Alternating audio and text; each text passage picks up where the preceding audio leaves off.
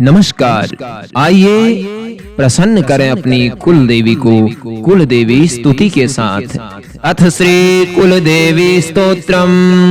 ओम नमस्ते श्री शिवाय कुलाराध्या कुलेश्वरी कुल संरक्षणी माता कौलिक ज्ञान प्रकाशिनी वंदे श्री कुल पूज्या त्वां कुलांबा कुलरक्षिणी वेदमाता जगन्माता लोकमाता हितैषिणी आदिशक्ति समुद्भूता त्वया हि कुलस्वामिनी विश्ववन्द्यां महाघोरां त्राहि मां शरणागतः त्रैलोक्य हृदयं शोभे देवी त्वं परमेश्वरी भक्तानुग्रहकारिणी कुलदेवी नमोस्तुते महादेवा प्रियं करी बालानां हितकारिणी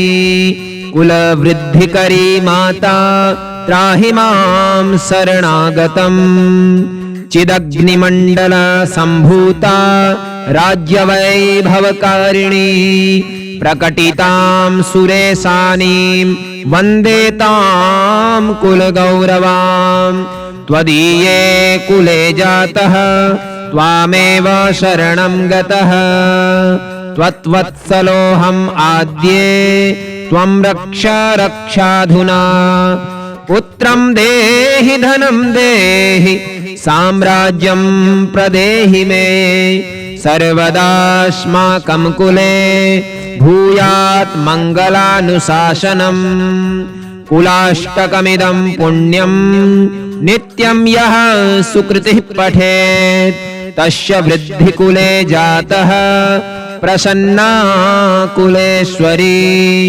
कुलदेवी स्तोत्रमिदं सुपुण्यं ललितं तथा अर्पयामि भवद्भक्त्या त्राहि मां शिवगेहिनी। श्रीमा जगदम्बा कुलदेव्यार्पणमस्तु।